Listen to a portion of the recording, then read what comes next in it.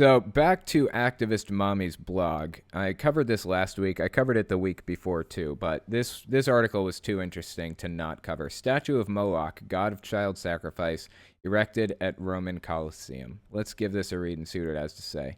I'm sure a lot of you guys probably know who Activist Mommy is, but just in case you don't know, for one reason or another, Activist Mommy is this right-wing extremist Christian woman who is just a mess. I really don't know how else to describe her. So let's read this and see what it says. Christian visitors to the Colosseum of Rome were shocked and disgusted to find a replica of Moloch, the historic pagan deity to which untold numbers of children were sacrificed at the site's entrance in late September. A press release to Carthago, the immortal myth, the historical exhibition featuring the hideous statue reads, a reconstruction of the terrible deity Moloch, linked to Phoenician and Carthaginian religions, featured in the 1914 film Cabiria, directed by Giovanni Pastore and written by Gabriele Dianuzzo, will be stationed at the entrance to the Colosseum to welcome visitors to the exhibition. Because everyone wants to be greeted on their way into this historic landmark where Christians were slaughtered en masse by the visage of a pagan idol repeatedly denounced in the Old Testament, apparently. Oh, okay. So now we get to the heart of the matter. Now we get to the truth of it. It's about the fact that it's in the Bible. It has nothing to do with anything else.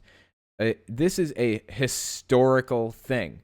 I'm sure atrocities have happened as a result of this, but guess what? Atrocities happened in the Old Testament too.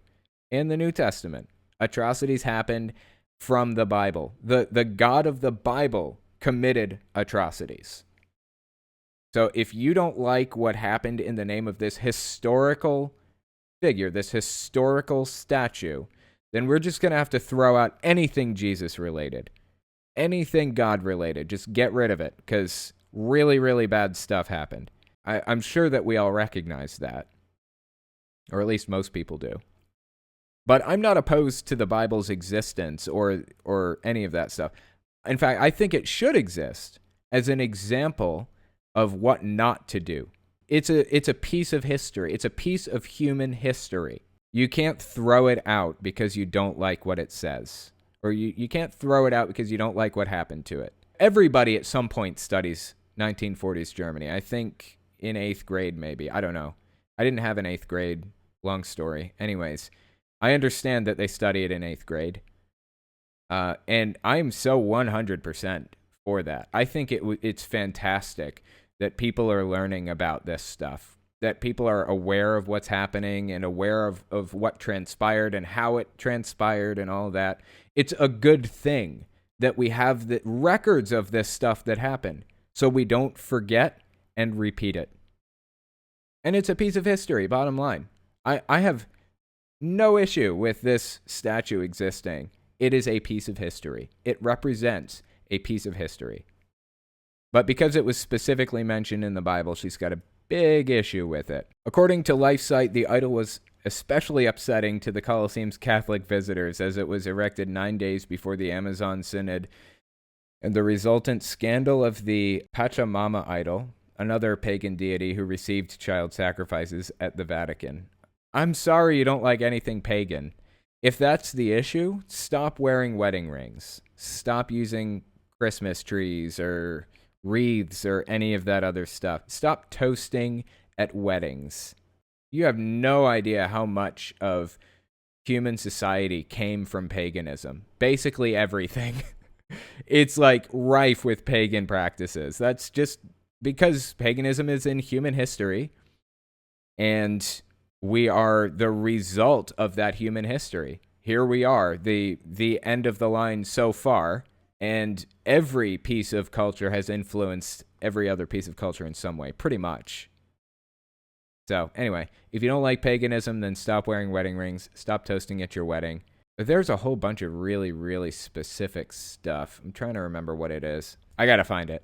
Jehovah's Witnesses actually banned just all kinds of stuff for being pagan. Let me just kind of skim this list here. Easter has all kinds of pagan roots. Christmas, wedding practices of various sorts, including but not limited to wedding rings and toasting. Pinatas apparently are pagan. You know, you got to take some of this with a grain of salt because it's Jehovah's Witnesses who claimed it, but still. The calendar is pagan. I mean, just like everything. Wind chimes, disfellowshipping and excommunication is pagan. It came from paganism originally. I mean, there's just so much stuff. Halloween, throwing rice, throwing the bouquet at weddings, wedding marches, astrology, just all kinds of pagan stuff. So if you're going to complain about paganism, then you're going to have to stop doing that huge-ass list of stuff. Anyways, moving on with the article. We were so excited the day we decided to go to the Colosseum, visitor Alexandria Clark said in an email to LifeSite, recalling a trip to the site with her sister. But the moment we got there, the sight that greeted us was horrifying. Standing guard over the entrance was the colossal pagan statue of Moloch. It was placed in that prime spot so that everyone that entered into the Colosseum had to pass it, she continued, noting that the presence of the child-devouring idol appeared to mock the sacrifice of the earliest Christians who refused to bow to Roman rule. Well, you know what? Anything to do with the Old Testament God should really offend Midianites. Just the same as it offends you that this Moloch statue is out there. But you know what? There are no Midianites. They were all killed at the order of the God of the Old Testament. So why don't you stop being Christian? Because it's pretty horrific. If you like what I do and you want to make sure I can continue to do it, you can support me in a few ways. First, you can support me on Patreon. That's probably the best way. But if you want to get something back for your support, you can check out my Teespring. I'm trying to make a shirt design for every cult I've covered. I haven't gotten every one, but I'm working on it. So check it out and see if your cult is up there. Second, you can support me by checking out my game shop. I sell controller, cartridge, and game box stands for every system from the original Nintendo and Sega Game Gear to the Xbox One and Nintendo Switch. So give that a look too. And finally, if you want to support me in some way other than monetarily, you can check out my other YouTube channels. I have a retro game channel where I answer questions like, why does Shy Guy have a mask? And why are CRT TVs the best way to play retro games? I also have the podcast where I talk about stuff I don't feel I can say on a monetized channel. And finally, I have my main channel where I talk about cults. I wish I didn't have to worry about dancing around subjects carefully in the first place, but I chose to do this as a full-time job, so unfortunately I rely on YouTube's AdSense and on the support of patrons to continue doing the work I do. Anyways, check me out in all those places if you haven't already. Thanks for listening, guys.